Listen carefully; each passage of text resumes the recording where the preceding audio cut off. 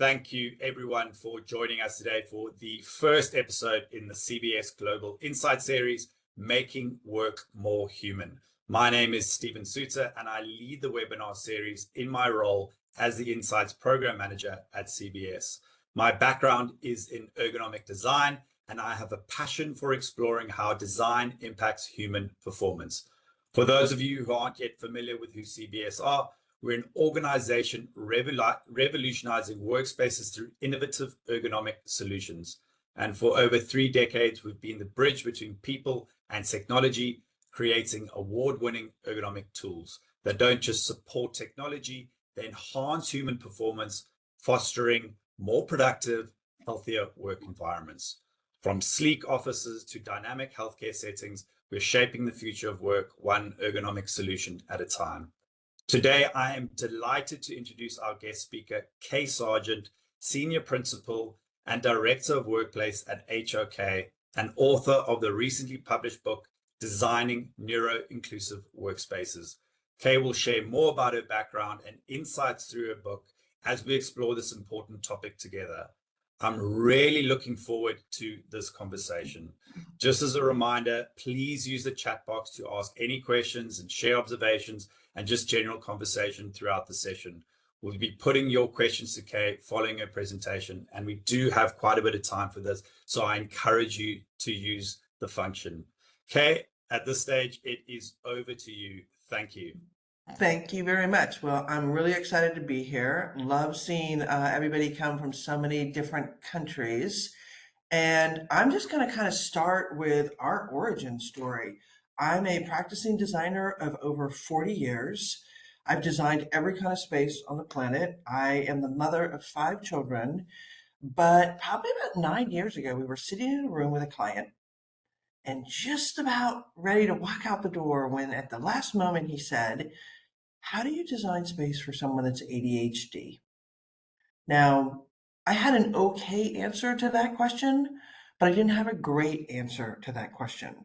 So we started to do a little research, and that little bit of research has turned into a 9-year passion project, really diving deep into this, because what we found was there was a lot of information about how to design for neurodiversity and inclusion. And so we have now done multiple projects where we have included this. We have multiple case studies. We've consulted with dozens and dozens of corporations all around the world about how to include this in their guidelines and their standards or their planning principles.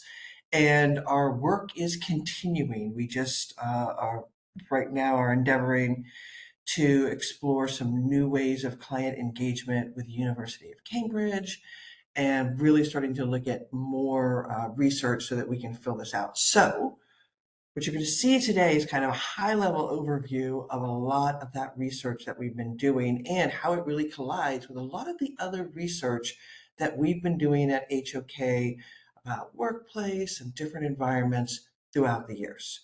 So let's just start with neurodiversity and a basic understanding of what we're talking about.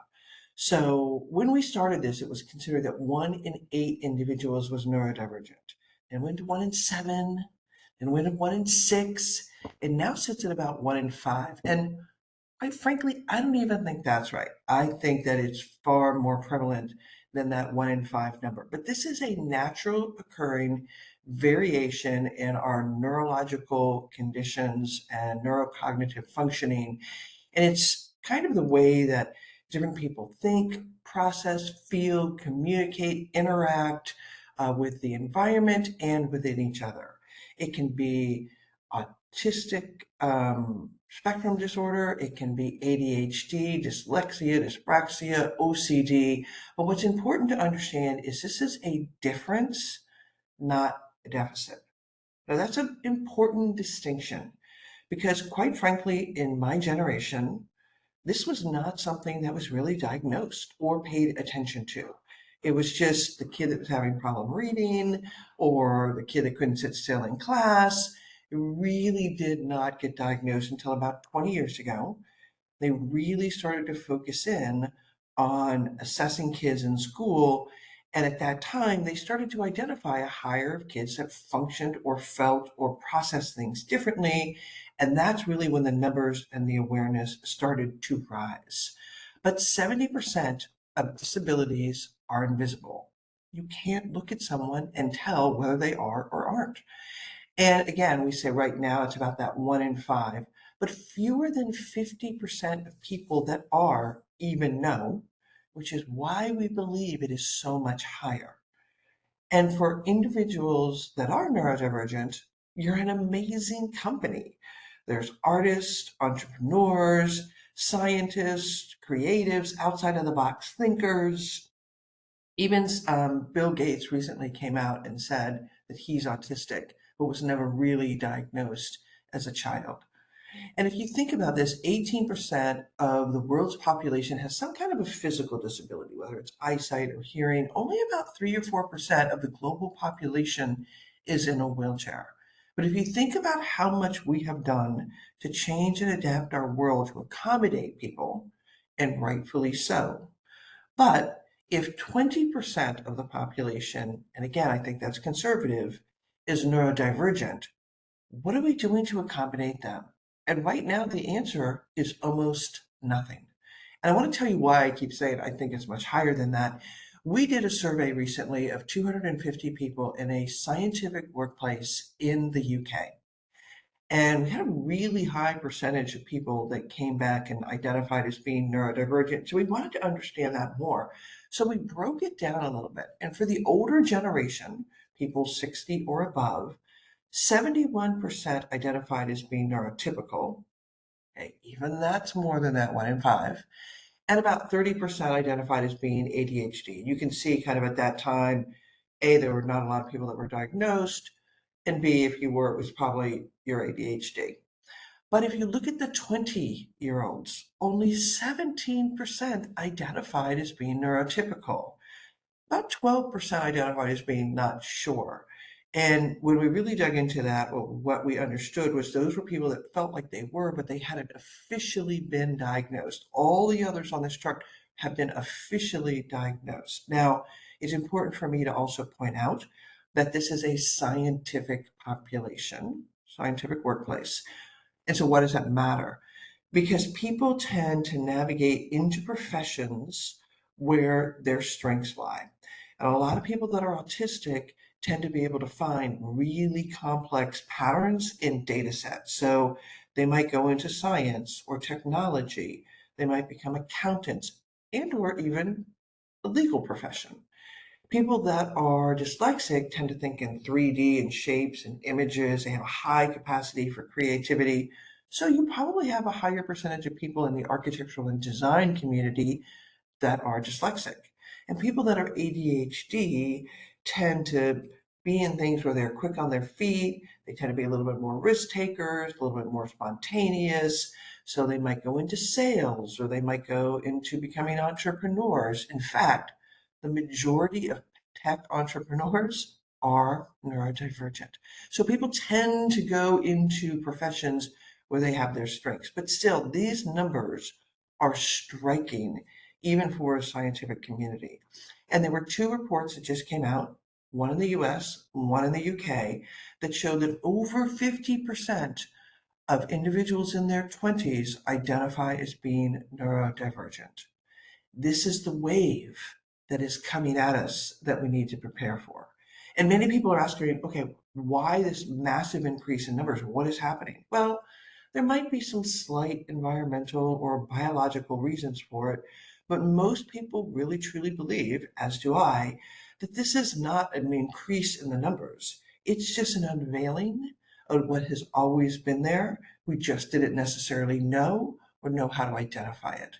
And so what's happening right now is that we're really kind of shifting from this being a physical condition that somebody has to the social model of disability, which really focuses more on its environments and societal attitudes that are holding people back.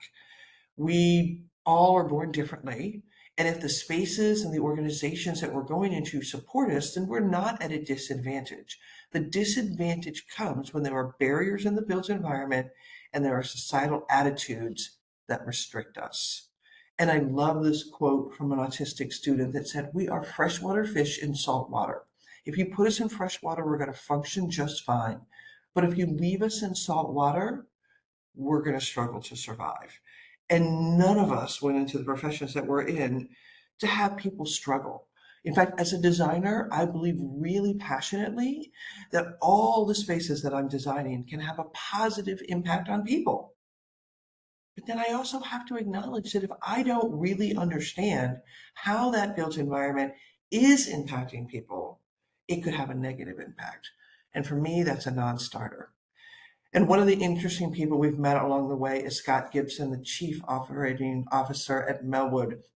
And Scott talks a lot about the double empathy problem, which basically is we kind of all assume that everybody functions just like us, but people don't. We're all unique. And what we really need to understand is we need to be able to look at it through somebody else's eyes and see it through their perspective.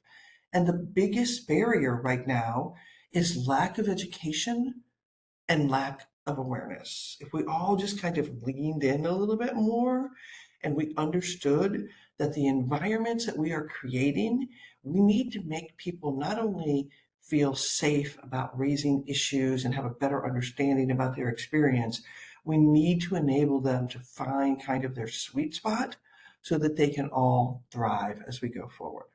And what's happening right now is we are all, every single one of us, sensory gating. We are being inundated by information right now. 11 million bits of sensory information is coming at us. And as humans, we can't handle a fraction of that. The way that your fabric feels on your skin, the way the seat feels, the flickering lights, people walking by, the sounds, all of those things are impacting us. But we're all trying to block them out so we can focus on what we're trying to do. And that constant filtering out or masking is exhausting. And what might be annoying for someone that's neurotypical can be debilitating for someone that is neurodivergent. But it is impacting every single one of us. And so when we think about these sensory thresholds, people that are neurotypical tend to be sensory neutral. Doesn't mean they don't feel things. It just means that they kind of fall within a predictable range of how they respond to different stimulation in the built environment. But for people that are neurodivergent, they often tend to be hypersensitive, sensory avoiders. Okay, they want things, they prefer less stimulation. They want things ordered and structured, maybe lighter colors, space that is clean and orderly. They might not need as much background noise. They might need more personal boundaries. But we also have to remember that we have people that are hyposensitive. They actually are sensory seekers. They might need more visual stimulation, or they might need to listen to music. They might need to touch and physically engage. They might need to stand and move and fidget in meetings. And so our challenge is to design spaces that can accommodate people all across the spectrum of sensory needs. And what we know is that those sensory elements that are happening are causing sensory distractions. That smell, that noise, that visual clutter that's bothering you, that leads to cognitive distractions. You lose your focus, you become uncomfortable, you have to stand, you have to move, you read the same sentence 5 times. That leads to loss of engagement and productivity. Presenteeism, stress, burnout, dissatisfaction, all of those things that every company is trying to avoid. But what we're ignoring is that those things all have a root cause in sensory distractions.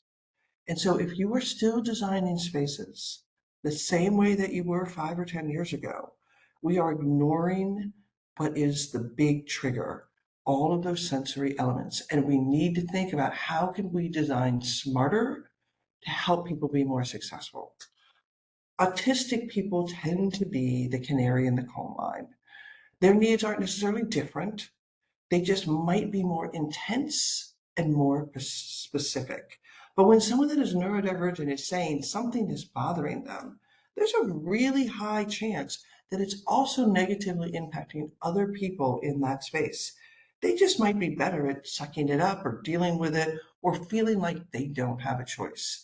So we really need to lean in and listen to what those canaries are telling us. And there's a massive paradigm shift that's happening now because people are starting to realize that people that are neurodivergent, they tend to think more independently and think outside the box. They might see things differently.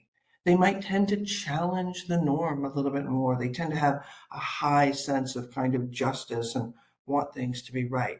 They tend to be a little bit more analytical and can be a little bit more skeptical. And they derail groupthink, that mind that we're all just going on the same path and nobody is questioning anything. But these are often the traits that people misconstrue as individuals being difficult. And sometimes their social behavior, whether it's that poor engagement, poor communication skills, being a little bit uncomfortable in those settings, or difficulty with direct eye contact, can also be seen as someone being odd or just being uncomfortable and not fitting in. But we have to acknowledge that there are different types of human functioning. And so the three main points that really kind of intersect to really create who we are the sensory elements, our mental and cognitive, and then our physical or our psychological and our physiological behavioral systems. Those are the things that are really impacting us. And we all think and process differently. It's not just how we interact in those spaces. It's how we are communicating in our basic understanding. It's how we process information. And it's our sensory elements as well, just how we're taking all of that in. And so we tend to end up having spiky profiles. And people that are neurodivergent tend to kind of spike really high and or can be really low. So they might have perception and reasoning, the ability to take in visual information and organize it and structure it. Some can be very high, some are low. I'll just give you an example. When the other day I was talking to a client and we were looking at a floor plan and I was talking about, okay, well, when you're in the space and you're walking through and when you're going down this hallway, the vista at the end, we want to make sure that that's balanced and you're not seeing half of a person and half of something else. And my client was like, what are you doing? And I said, well, I'm kind of walking through the space. And he goes, Kay, I can't read a floor plan. These are just lines on a page to me. So I can visualize space very clearly where he could not at all. So we had to change the way we were communicating and show more rendering so he could really kind of comprehend that. Some people are really strong verbal communicators, others are not. Some people can remember everything, some people can remember nothing. Some people process things very, very quickly, and other people need to ruminate and kind of just think about it for a day or two. None of these things have anything to do with our intelligence. It's just how we process things. Einstein was a functional illiterate. He couldn't remember numbers, he couldn't remember names, he couldn't remember birthdays, and he couldn't tie his shoes. Yet he was a brilliant scientist. So we need to kind of understand that different people are going to have different skill sets and really truly lean into that. And I want to just talk a little bit about kind of the terminology because there's lots of different terminology out there right now. So when we talk about designing for inclusion, accessible design is really about removing barriers, physical barriers in the built environment so people can access a space. When we talk about universal design, and there's a lot of people now that are advocating for strong, really including universal design, it is about accessibility, things being legible and usable. And basically, there's 7 core principles, and they're very aspirational. They do not get into the weeds about how to do that. So it's difficult when people are saying we need to enforce universal design. It's hard to enforce an aspiration, right? And yes, there are great principles here, but this has been around for 30 years. And it hasn't necessarily gotten us where we need because it doesn't necessarily tell us how to do these things. There's some great examples out there that really kind of sets a base or a foundation that we can use. But there's also a lot of talk about equitable design. And equitable design is different from everything being equal.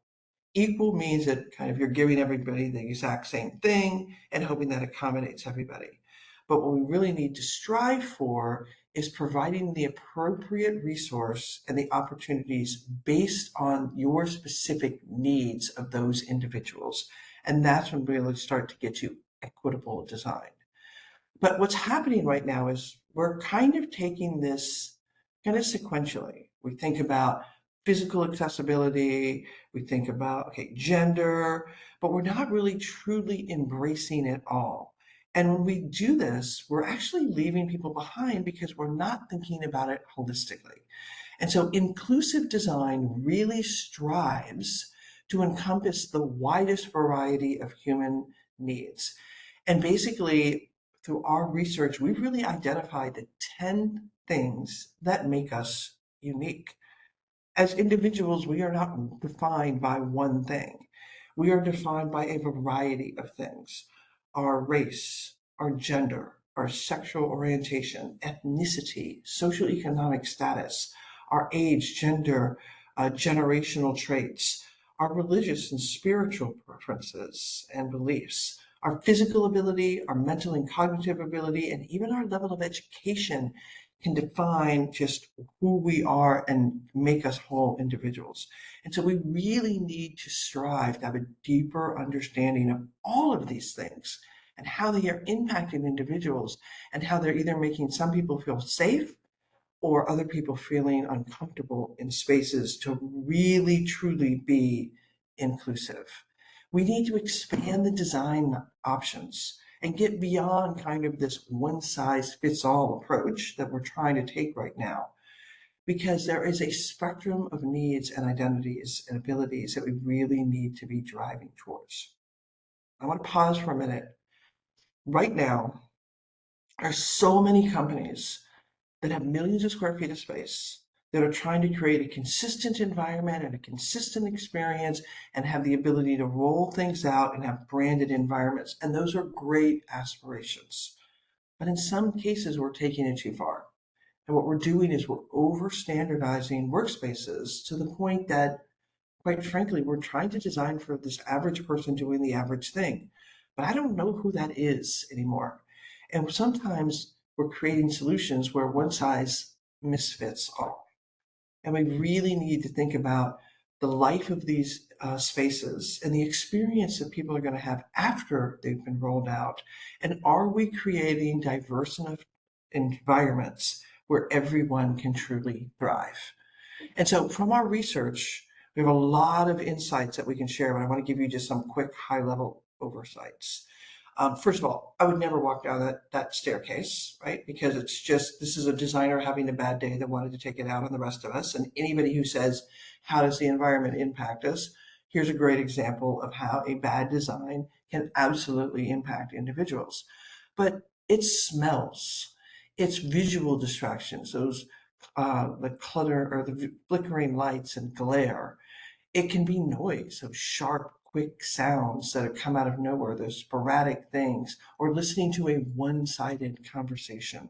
It can be tactical elements, things that are too slick or itchy materials or tags.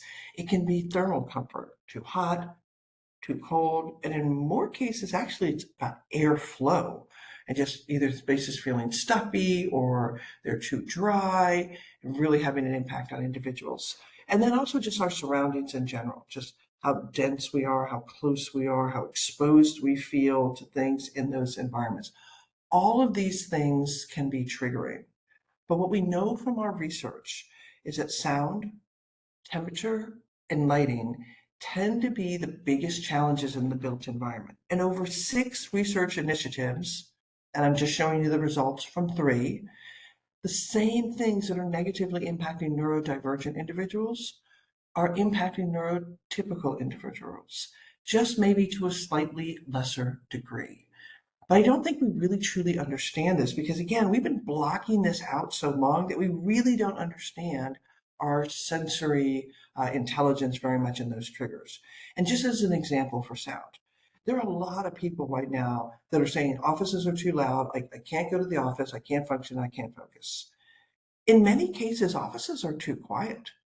And what's happening is you can clearly hear another conversation or someone speaking across the room clear as a bell. And that is far more distracting than if you were in an environment that just kind of has a general hum or a buzz to it. People can work in a Starbucks. That's not quiet. It's because there is a little bit of hum creating a little bit of energy, but you can't clearly hear an individual because of that. And there are a lot of people that are asking for quiet. But quite frankly, quiet can be really creepy if it's not in the right place. If you're in a space that is not meant to be quiet, it can be triggering. The, the way they torture people is sensory deprivation. Put somebody in a room without light and without sound. And literally, they will start to go crazy in a matter of hours because it's just not how we're supposed to be in environments. If you seek out a quiet space, okay, that's fine because you're seeking it out and you're looking for it. But if you are in a space that should not be quiet, it can be incredibly unsettling. And we also now have a heightened sensitivity to sound because we're going between environments where we're working sometimes in places that are very quiet, and then we're going and working in places that are very kind of buzzy or have those sharp sounds that we're hearing. And so our minds are constantly having to kind of recalibrate and adjust, which is making it a challenge. We also know that people can be really sensitive to how close they are to people or just the number of people in a space. And this is one of those elements that can vary based on culture and where you are in the world. And the other thing that I think is really important is there are a lot of people that are saying, all right, we just need to put everybody in enclosed spaces, right? Open environments are horrible for everybody. That's not really true.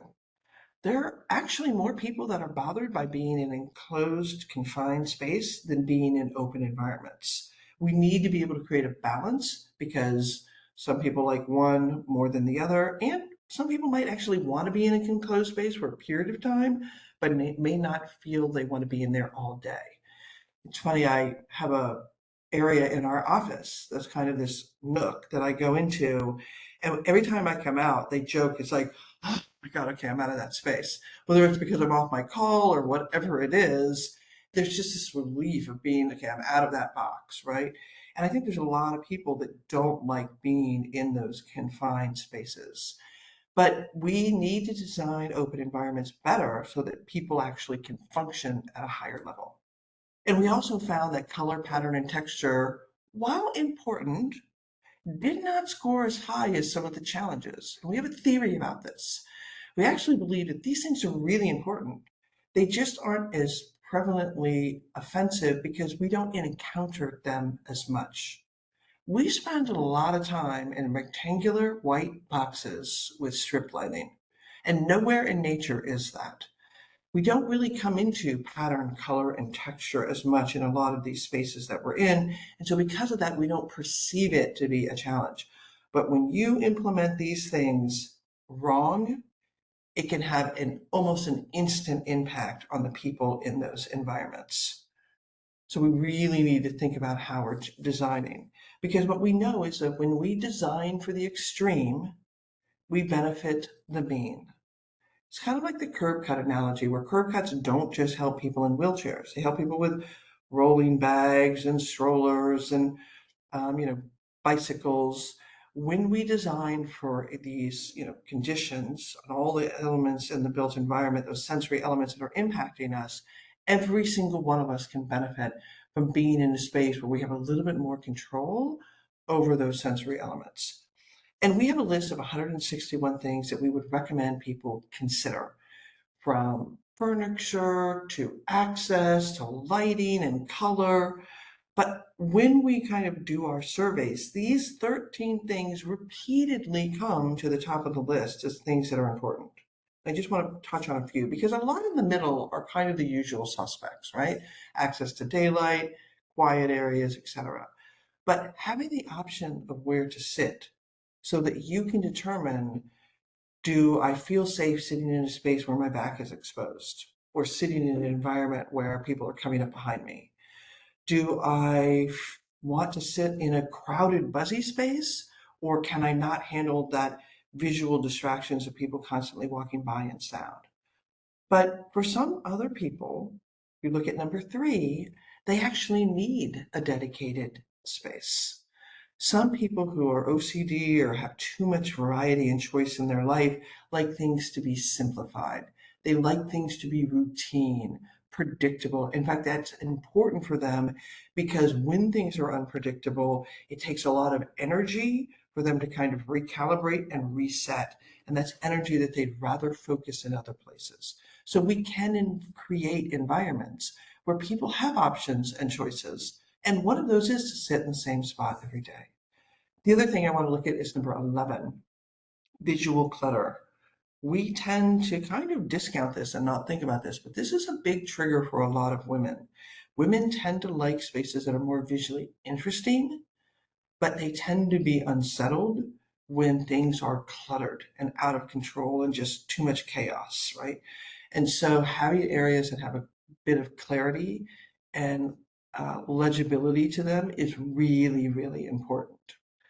The other thing that's really important is spatial sequencing. And this is where most open environments go wrong. You might have the right kit of parts, you might have all of the great spaces in there, but then you just kind of totally intermix them. You've got a gathering space that you've just dumped in the middle of where people are doing kind of individual work. And you're just sprinkling those quiet areas right along the perimeter 5 feet away from where other people are either gathering or trying to do their work. And what we're doing is we're pureeing the workspace. You're taking all those components, and by intermixing them and not really having clear defined zones, you're negating the ability of all of those. And so for us, we really talk about those 6 modalities of work, those 6 things that we're doing: concentrate, contemplate, that communal, we're in a space together doing alone things, but again, together and occasionally interacting. We're creating, congregating, and socializing in those spaces. And we need to have zones that clearly help us do that. So you can create a space that has the 6 modalities of work and has a hyper and a hypo version in a sequence so that the quiet spaces are unique and different from those spaces that are social, that might have a little bit more, they might have music, they might have pops of color, they might have a little bit more vibrancy, which is the exact opposite of what you might want in a space where people that are trying to concentrate. And we can create spaces that are sequenced that really kind of help those zones hold true to who and what they were designed for in the first place. And just as an example, here is a lab space that we were asked to replicate by one of our clients. And at the bottom, you can see there's kind of the workspace, and at the top, you've got the lab space. They don't have a lot of spaces to either refresh or contemplate. They don't have a lot of spaces that you could just even take a moment to step to the side. There's gathering spaces that are right in the middle of, where people are trying to focus or concentrate. And so we basically said, all right, can we take this space and can we create a space that embraces those principles of neuroinclusion? And what we created was a much more vibrant space that had clear zones for all 6 modalities of work. So people actually have a little bit of options and choice. If they're still in their teams, right? But if I need to basically sit off to the side and I need my back to kind of be protected, for me to feel psychologically safe, I can find a spot that allows me to do that versus someone else who might want to sit at a team table. So it's really about embracing those 6 modalities, spatial sequencing, and giving people options, a little bit of variety, choice, and a little bit of control so that they can kind of adjust the environments to them. And this is not just good for individuals, this is good for the business. We have an impending talent shortage, and we know that organizations that have a diverse group tend to have higher profits, people tend to have more pride, and can be far more successful. Yet 85% of individuals that are autistic are unemployed, and that's in the US, but that is consistent globally. And 69% of those individuals want to and can work. And over 50% of them have an above average intelligence. Yet they find it very challenging to fit into the environments and the organizations that we are building today. Because right now, everything is kind of designed for that average person doing the average thing. And we're not necessarily thinking about people that might be on the fringes of those sensory thresholds. And how do we really truly accommodate them? Another great person that we met is Sean Hoffman, who is a risk manager for KPMG, but he also leads their diversity group in the organization as well, and is the father of an autistic child. And Sean really talks about what they say, nothing for us without us, or we would say nothing about us without us, right? And it's this whole notion of including people in the process and understanding. And he talks about how at KPMG, they kind of have this career life cycle of helping people get there, succeed there, and lead there. And it's really about changing the interview process so that it's not so focused on someone's social skills. It's more based on their talent and their ability. And once they're there in the organization, it's about helping them be supported and feel like they can be successful as they go forward. And it's about learning and supporting them. And then it's about helping them to come into leadership roles in those organizations so that they can truly thrive while they're there. We talk about kind of a three-legged stool approach. We need to address that operational side. We need to think about the recruiting process and training and getting people on board and supporting them. But if we're doing that and we're not addressing the environment, we're taking a freshwater fish and throwing them in salt water.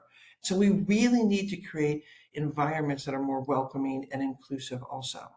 And then even if we do those two things, we might get it about 80% right.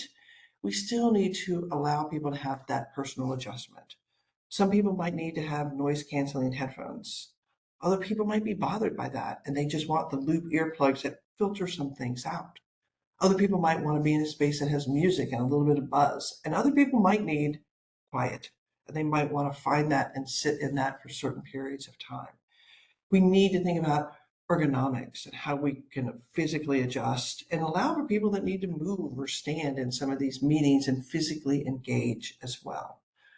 And so all of this really comes down to what are the solutions really looking like and how do we measure that and what does this actually look like? We have a lot of people that ask, what does this cost? And I will say that most adjustments are either free or have a one-time cost of less than $300. The questions that we should be asking right now is, what is it costing you not to do this? How many people are in situations where they're being bothered, but they just feel like they have no control? And so it's distracting, it's overwhelming, they're getting stressed out, they're burning out.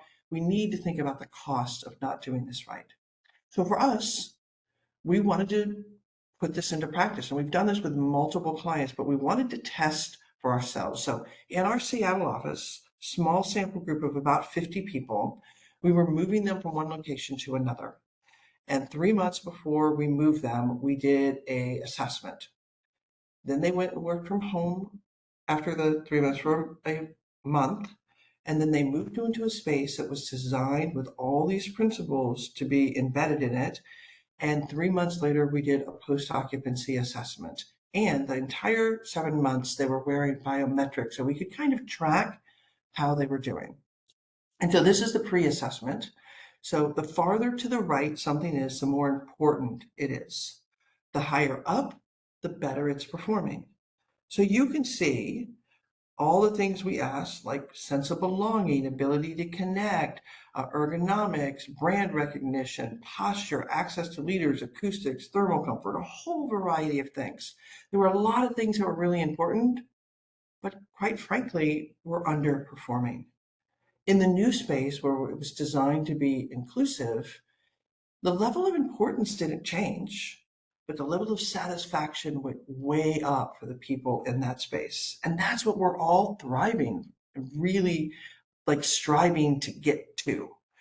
We found things like a 38% increase in acoustics, a 25% increase in the ability to manage distractions, a 24% increase in the ability to ideate and create, and a 16% increase in their ability to be productive. And we're not talking about radically changing things. This was a innovation space. And in our old office, had the largest rectangular table that you could put in there, the maximum number of chairs.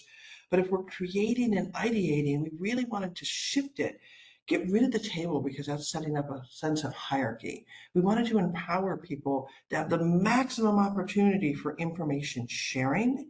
So maximize that screen. Give people the ability to choose their posture, whether I want to walk and talk, whether I want to sit with a laptop, or I want to be higher, maybe a little bit further back.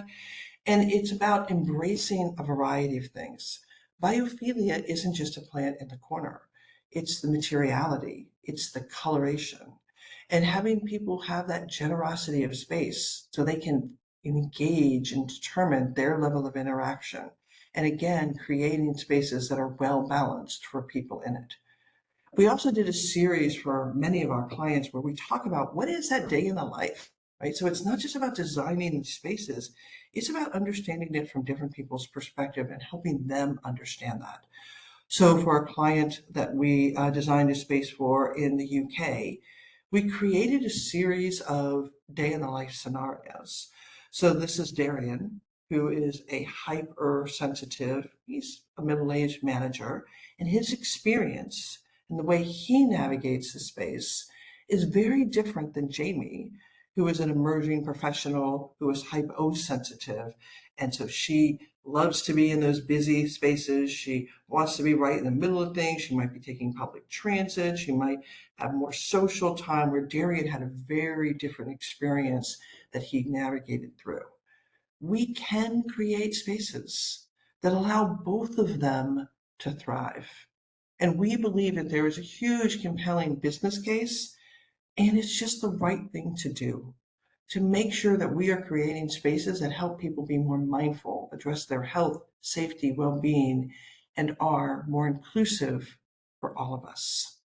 So, ton of information that we have. I've just kind of skimmed across very high level, but about a year ago, we were asked by a publisher to share all of this. And I think one of the things I am most proud of is that HOK made a decision early on that there are certain topics that transcend being a competitive advantage. Sustainability is one. And we wrote a book 25 years ago that put all of that out there.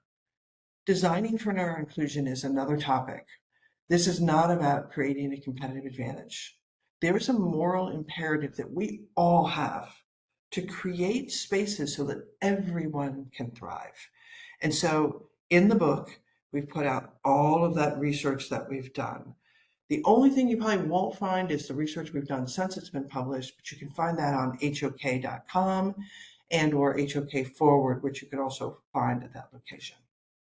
So what I want to do now is kind of open it up. I think we have like 15 minutes left for questions or to see if anybody has any thoughts that they want to share. And I'm going to stop sharing so that I can actually see everyone. And hopefully we will go from there. Well, thank you, Kay. That was absolutely brilliant. And I have been monitoring the chat, and there are quite a few questions to get through. So I've been taking those down, and I'll put them to you. So don't worry about going through the chats. I've got a collection of questions. And good. Thank you for sparing me that. But yeah, thanks for everyone who's asked questions. If we don't get to your question, I will kindly ask Kay to perhaps answer those offline and get back to you. But the first question I'm going to ask is from, and I can't find where, from Roxy, and she has said, how can workplace furniture and finishes be designed or selected to better support the comfort and well-being of neurodiverse individuals? Okay, so Stephen, I'm treading into your territory here. So I may have asked this. Right. So you can chime in here. I'm a firm believer in the next position is the best position. That in some cases we have over-designed spaces and we are over-accommodating people and we're encouraging them to sit stagnantly in one place all day, which our bodies were never meant to do. I actually think that we should have a variety of settings. There are some spaces that if I don't want somebody to sit there for more than half an hour, don't make it so comfortable that they can, right? And so we need to vary the settings based on the duration and the level of interaction and the level of engagement that we want.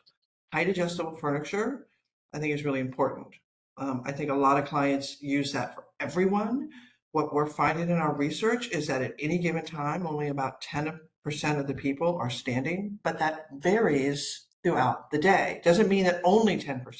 It means at any given time. So I might stand in the morning, you might stand in the afternoon, but it also allows us to accommodate different body types, right? Even if we're both at a seated position, a woman that might be 5 feet could be at a very different height than a gentleman sitting right next to her that's 6'5". And literally there could be 6 inches between how they want their desk. So just that basic accommodation, I think, is important. But when it comes to finishes, the materiality, the texture, the colors, even patterns, all of those things can be very triggering for individuals, but it also gives us an opportunity, in some cases, to add a little pop of color or interest in an area where I may not want to put like a big red wall, because people staring at a red wall all day, you tend to be hot, agitated, you tend to get hungrier. But if my signature color for my company is red and I want to incorporate it, the furnishings or little pops here and there can be a great way to do that. But we need to just be really sensitive to, where we're putting things and what people are looking at all day. We tend to say if it's in an area where somebody's going to have to stare at it all day, then you want to tend to be on the hyper side, like kind of calm things down and make it controllable. But in social areas, bring it on. Like have some great spaces where, because even people that are hypersensitive don't want boring spaces. They just want them to be structured and controlled. So be strategic about where you use different types of things. I could talk about this for hours. I'll stop so we can get more questions. Yeah, I mean, and just to add to that, just from an ergonomic perspective, I think one of the big factors when it comes to good ergonomic setups, from the chairs to the desks to the monitors, is that what goes with bad ergonomics is pain, and pain has its own sensory system, and certain individuals are going to be more susceptible to that feeling of pain, and that's a Mhm. huge distraction in the office as well. So yeah, as you say, height adjustability in all aspects of that workstation is super important. And then, as you say, the next position is the best position. I'll just caveat that with, as long as it's not hunched over a laptop for hours. So it's about, yeah, breaking that cycle of just sitting at your desk all day. I Yeah. think, according to HKS, 71% of all work activities still take place at a person's workstation. That includes focus work, but it includes online as well as in-person collaboration. So yet again, people coming over thinking that's an okay space to have these conversations next to people that are trying to do focus work, which becomes a massive distraction as well. So I think, to your point, that variety in work settings, which breaks that mold of just sitting behind a screen for 8-10 hours a day, is going to be beneficial. Yeah. And Stephen, something popped up while we were talking about, do we have other examples? We have tons of other examples. We have 4 case studies in the book that we talked about, and we kind of go into some detail. You're going to see more because 2 of them are just finishing construction and are being occupied now. So you're going to see more on that. But yeah, in a lot of the research that we've done, we talk a lot about some of those examples that we've done. Some great spaces. Amazing. So the next question, I'll combine 2 here. So Devindra's asked, how do you approach designing environments that support both neurodivergent and neurotypical individuals without compromising the needs of either group? And Libby goes on to say, I understand it's about choice and variety, but how do you decipher the correct balance of dedicated versus open work locations that provide choice? How do you ensure that either, have neither over provision nor under provision of either? So I think looking really at balance of space for Yeah. neurotypical and neurodivergent individuals? Yeah. So I think what's really important is that in many cases we don't know who the makeup of the people are because we can't necessarily ask. And some people it's a can be a little bit of a sensitive question. So we have to make an assumption that there is a variety of individuals in that space. What's important is that we understand what are you actually doing, right? If you're a law firm versus a creative agency versus an accounting firm, just instantly in our minds, we all see, oh yeah, they do different types of things. So we need to get a better understanding of what type of spaces. And we talk about those 6 modalities of work. If you're an accounting firm, you may not have a lot of creative spaces. You may not have any. If you are an ad agency, you're going to have a lot more. So it's understanding the organization and the work styles, and then you can also lean in a little bit. If I'm designing a space that I know is for architects and designers, remember I said before, you probably have a higher percentage of individuals that are dyslexic. And in the book, we talk about how people that are autistic, people that are dyslexic, dyspraxic, they all respond differently to different environments. So if you understand that, you can see what some of those triggers are. You can lean into that a little bit more about the things that you might have a higher percentage of individuals. And then it's about creating zones within a zone. So even in an open environment, you're going to have people that want to sit right in the middle of everything together, and you're going to have people that want to kind of have a little bit more space. And so having a little bit of balance can be important. So it's a little bit of hedging our bets. And it's also a lot about really understanding who it is that you're designing for. Yeah. And like, I'm not a massive fan of benchmarking, but in this situation, it may be worth benchmarking in terms of what industry you're in and what kind of space you're designing. But I think a lot of the time people are like, oh, I don't want to have these conversations. They're going to be awkward conversations, potentially threatening conversations. But if you take into account that we know that at least 20% of the population are neurodiverse, that's already a starting point. If you say, oh, we don't have any neurodiverse individuals in our company, that's not true. You definitely do. And if we perhaps start Yeah. designing from there. Yeah, I think that's 100% true, and I think that 20% is going to get blown out of the water real quickly. Yeah. Another caveat question from M here says, what are the conversations like with clients when you talk about the necessity of designing for neurodiversity? How do you convince someone who thinks it's costly or that you can't please everyone? Yeah. And I think you've So already answered this guy. yeah, so that's what we do. So a lot of this has to do with we're on a massive education campaign right now. A lot of it is there are people that don't think they have anybody that's neurodiverse in their organization and they don't understand it. Here's what we would say. Sometimes we take the word out altogether, neurodiversity, and we basically say this is about sensory processing and cognitive well-being to optimize performance so that everyone can thrive. Because I don't know anybody that isn't impacted by light, temperature, sound. We all are.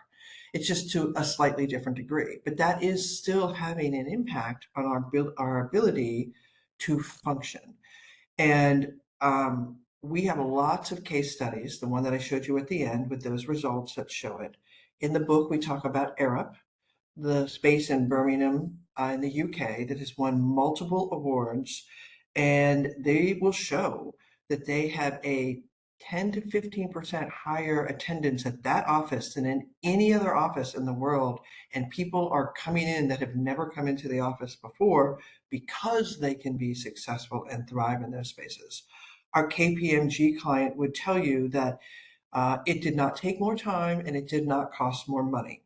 Designing stupidly costs just as much as designing intelligently. So let's just cut to the chase and design smart. In fact, stupid design will cost you in the end because you're going to have to redo it or it's going to have a negative impact on your people.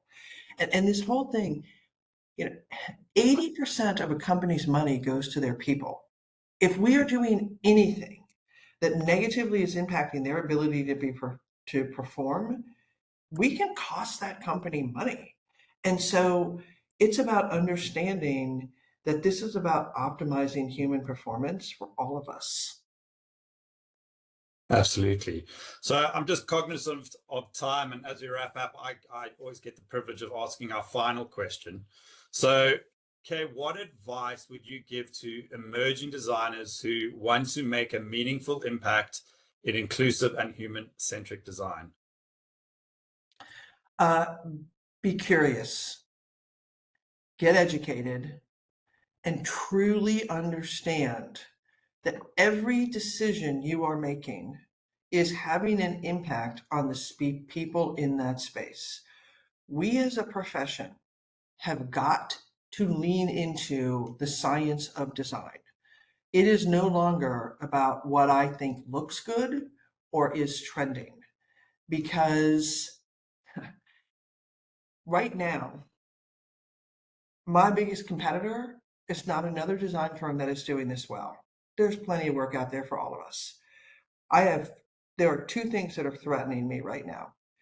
Designers that don't understand that and are saying that they are, and are doing a disservice to it because they're not really leaning into it and doing it right. And someone with generative AI that doesn't think we need to exist because they can put a bunch of prompts into a computer and come up with a space that looks great. But looking great and functioning and feeling great for an actual human in that space is a very different thing. But if we can't clearly articulate how or why the spaces we're designing are going to have a better impact on people, then quite frankly, we're no better than someone with generative AI. And that is our challenge going forward. And so, as designers, it's not about creating a space that looks great. A computer can do that now. It is about creating spaces that humans will thrive in and understanding why and how. So lean into the science of design, because that is what is going to keep our profession going for a long time. And Stephen, I want to share one last thing, just because I didn't do this before. Absolutely. Sorry. I never said where anybody could contact me or whatever, but here is my contact information. We are more than happy to share the information. And at the bottom is the QR code where you can find, the book that has all of the information that we've put out there. We are more than happy to share. We do a lot of client presentations, even to clients that aren't our clients, because we think the more awareness there is, the better it is for our profession. And we encourage all designers and everyone in our industry to really kind of lean into this and to help, to help do this, because we're still early on in this research. In fact, you will find there are QR codes in the book because we talk about that list. We didn't want to publish the list because we just knew that things were going to change over time. And so we wanted to we put a QR code so that anybody can find it. But we hope that everybody leans in and kind of shares their information as they go forward. Amazing. So we'll share those QR codes and all the information with everyone in an email blast, as well as a recording for any colleagues who haven't been able to join the call. But on behalf of everyone at CBS, I'd like to extend a huge thank you to UK for being such an exceptional speaker in the series. We are truly grateful for your time and the passion that you brought to this vital topic. And then to all of you who've joined us today, thank you so much for being here. We hope you have found the session both insightful and inspiring. I know I certainly have. When you leave the call, you'll be directed to the sign-up page for our next episode in the series, where we'll be taking a deeper dive into inclusive wayfinding techniques in office space design. We'd love to see you there, so please do register if you're interested. And with that, I will bring our session to a close. Thank you all so much for your time. Have a great rest of your day, evening, or yeah. Middle of the Thank night. you. I didn't want to say it.